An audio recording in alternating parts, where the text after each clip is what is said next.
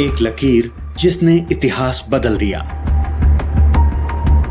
किसी देश का इतिहास केवल उसके राजाओं, युद्धों और राजनीतिक फैसलों से नहीं बनता। वह उन लोगों की स्मृतियों में भी रहता है जिनकी जिंदगी इन फैसलों से बदल जाती है। भारत का विभाजन ऐसी ही एक घटना थी। सन 1947 भारतीय उपमहाद्वीप के इतिहास का वह वर्ष जिसे स्वतंत्रता के वर्ष के रूप में याद किया जाता है। लगभग 2 शताब्दियों तक ब्रिटिश शासन के अधीन रहने के बाद भारत आजाद हुआ। ये वो स्वप्न था जिसके लिए अनगिनत लोगों ने संघर्ष किया, जेलें भरी और अपने प्राणों का बलिदान दिया। किंतु स्वतंत्रता के उसी ऐतिहासिक क्षण के साथ एक ऐसी रक्त रंजित त्रासदी ने भी जन्म लिया जिसने करोड़ों लोगों के जीवन की दिशा सदा के लिए बदल दी। इस विभाजन का निर्णय अचानक नहीं लिया गया था।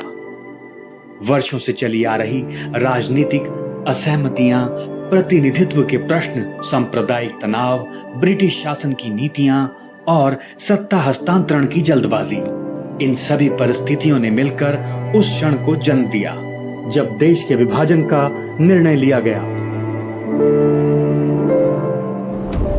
नक्शे पर खींची गई एक सीमा रेखा ने केवल भूभागों को नहीं बल्कि नदियों, खेतों, नगरों, परिवारों और पीढ़ियों की साझी स्मृतियों को भी अलग कर दिया। इतिहास इसे दुनिया के सबसे बड़े जन प्रवासों में से एक मानता है, लेकिन आंकड़े उस पीड़ा को पूरी तरह नहीं बता सकते। लोगों ने अपने घर छोड़े, खेत पीछे छूटे, दुकानें, मंदिर, गुरुद्वारे, स्कूल और बाजार पीछे रह गए। बहुत से लोग यह सोचकर निकले कि हालात सुधरेंगे और वे लौट आएंगे। कई घरों पर ताले लगे रह गए। वे ताले फिर कभी नहीं खुले। रेलवे स्टेशन उस समय की सबसे गहरी स्मृतियों में बदल गए। रेलगाड़ियों में परिवार, बच्चे, बुजुर्ग और अपना जितना सामान बचा सके उतना लेकर लोग अनजान जगहों की ओर जा रहे थे। कहीं लोग मिल रहे थे, कहीं बिछड़ रहे थे। किसी को पता नहीं था कि अगला पड़ाव कहां होगा। यह केवल जगह बदलने की यात्रा नहीं थी, लोगों को अपने सामाजिक संसार से भी अलग होना पड़ा। फिर भी इसी विस्थापन के बीच एक और कहानी शुरू हुई अपने जीवन को फिर से खड़ा करने की। डेरा इस्माइल खां से दिल्ली तक। विभाजन की चर्चा अक्सर पंजाब और बंगाल जैसे बड़े क्षेत्रों तक सीमित रह जाती है, लेकिन इन सीमाओं के भीतर ऐसे अनेक नगर थे जिनकी अपनी अलग कहानी थी। सिंधु नदी के पश्चिमी तट पर बसा डेरा इस्माइल खां भी एक ऐसा ही शहर था। यहां अलग अलग समुदाय लंबे समय से साथ रहते आए थे। बाजार, मोहल्ले और पारिवारिक रिश्ते इस साझा जीवन का हिस्सा थे। शहर में रहने वाले अनेक हिंदू परिवार, जो बाद में डेरावल समुदाय के रूप में पहचाने गए, अपने घरों को छोड़ने की कल्पना तक नहीं कर सकते थे। लेकिन 1947 में हालात तेजी से बदलने लगे। असुरक्षा बढ़ी, अफवाहें फैलने लगी, रास्ते सुरक्षित नहीं रहे। भारत पहुंचने के बाद उन्हें शरणार्थी शिविरों और अस्थायी बस्तियों में रहना पड़ा। रोजगार निश्चित नहीं था, साधन कम थे और भविष्य का कोई भरोसा नहीं था। फिर भी धीरे धीरे जीवन पटरी पर आने लगा। डेरावल समुदाय अपने साथ भाषा, भोजन, व्यापारिक अनुभव और सांस्कृतिक परंपराएं लेकर आया था। दिल्ली उनके लिए नई कर्म भूमि बनी। करोल बाग, राजेंद्र नगर, लाजपत नगर और राजधानी के दूसरे हिस्सों में नई बस्तियां विकसित हुई। छोटी दुकानों और व्यवसायों से शुरुआत हुई। परिवारों ने बच्चों की पढ़ाई पर जोर दिया। समय के साथ ये लोग दिल्ली के सामाजिक और आर्थिक जीवन का हिस्सा बन गए। बंगाल, बंटवारे की एक लंबी छाया। बंगाल में विभाजन का अनुभव कुछ अलग था। यहां विस्थापन 1947 पर समाप्त नहीं हुआ। आने वाले वर्षों में भी परिवार पूर्वी बंगाल से पश्चिम बंगाल की ओर आते रहे। बंगाल की पहचान केवल उनकी जमीन से नहीं थी, उसकी नदियां, भाषा, साहित्य, संगीत और सामाजिक संबंध लोगों के जीवन का हिस्सा थे। लेकिन 1947 के बाद लगातार बढ़ते तनाव और असुरक्षा ने धीरे धीरे परिस्थितियां बदल दी। 1949 के अंत और 1950 की शुरुआत में हिंसा ने इस पलायन को तेज कर दिया।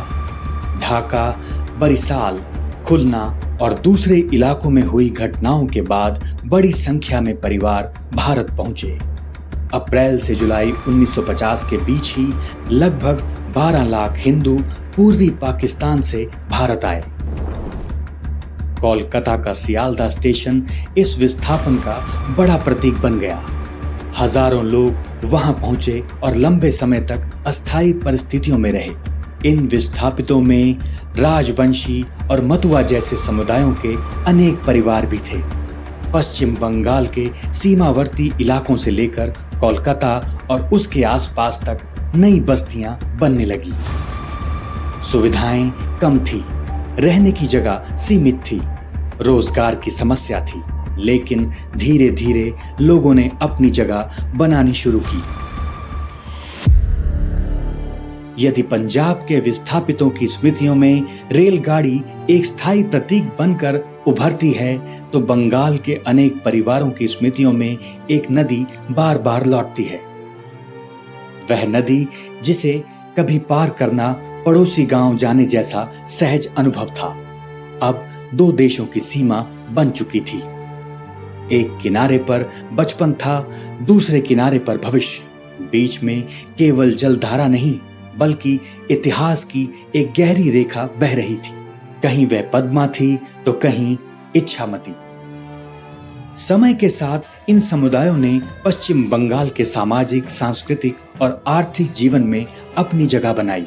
मतुआ समुदाय की धार्मिक और सामाजिक परंपराएं नए इलाकों में भी आगे बढ़ीं। राजवंशी समाज ने अपनी भाषा, लोक संगीत और लोक संस्कृति को जीवित रखा। इस तरह विस्थापन के बावजूद सांस्कृतिक जीवन समाप्त नहीं हुआ।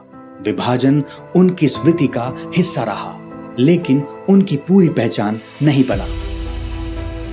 पंजाब और बंगाल की कहानियां अलग थी, लेकिन एक बात समान थी। लोगों ने अपने जीवन को फिर से खड़ा किया। स्वतंत्रता के बाद भारत में नई संस्थाएं बन रही थी, संविधान तैयार हो रहा था, प्रशासनिक व्यवस्था बदल रही थी। इसी समय लाखों विस्थापित परिवार भी अपने जीवन की नई शुरुआत कर रहे थे। स्मृतियों से बनी विरासत।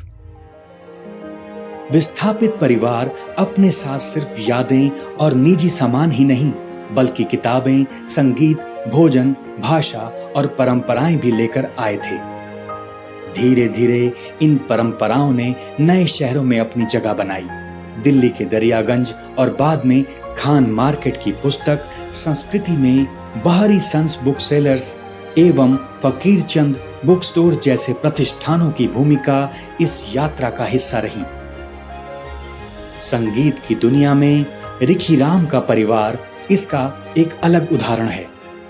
विस्थापन के बाद दिल्ली में फिर से स्थापित हुए इस परिवार ने सितार, सरोद, तानपुरे और दूसरे वाद्य यंत्र बनाने की अपनी परंपरा को आगे बढ़ाया। उनके बनाए वाद्य यंत्र देश के कई बड़े संगीतज्ञों तक पहुंचे। एक दूसरी विरासत भोजन की थी। विभाजन के बाद आए परिवार अपने साथ अपनी पाक परंपराएं भी लाए। समय के साथ मोती महल जैसे प्रतिष्ठानों ने उन स्वादों को नए शहर के जीवन का हिस्सा बना दिया। मोती महल के पकवानों ने साबित किया कि एक व्यंजन में भी एक पूरी पीढ़ी की स्मृति संजोई जा सकती है। और शिक्षा की कहानी भी इसी तरह आगे बढ़ी। अनेक परिवारों के पास बच्चों के लिए विरासत में देने को संपत्ति नहीं थी, इसीलिए उन्होंने शिक्षा को सबसे बड़ी पूंजी माना। इसी सोच ने सलवान पब्लिक स्कूल जैसे संस्थानों की नींव रखने में भूमिका निभाई। विभाजन को अब लगभग 8 दशक हो चुके हैं। विभाजन की स्मृति केवल पीड़ा की स्मृति नहीं है, इसमें उन लोगों की मेहनत और दृढ़ता भी है जिन्होंने सब कुछ खोने के बाद फिर से शुरुआत की। आज भी किसी परिवार के पुराने संदूक में एक चाबी मिल सकती है, किसी अलमारी में वर्षों पुरानी तस्वीर रखी हो सकती है, किसी बुजुर्ग को अपने गांव का नाम और वहां की कोई छोटी सी बात अब भी याद हो सकती है। विभाजन ने लाखों लोगों को उजाड़ा, लेकिन उनकी आगे बढ़ने की इच्छा को खत्म नहीं कर सका। उन्होंने नए घर बनाए, व्यवसाय खड़े किए, स्कूल बनाए, किताबें प्रकाशित की, संगीत को आगे बढ़ाया, अपनी परंपराओं को जीवित रखा। उन्होंने अपने बच्चों को वह भविष्य देने की कोशिश की जो उनसे छिन गया था। उन लाखों लोगों को नमन जिनके घर छूट गए, लेकिन जिनका साहस नहीं छूटा। उनकी स्मृति में ही उस इतिहास की सबसे मानवीय आवाज आज भी सुनाई देती है।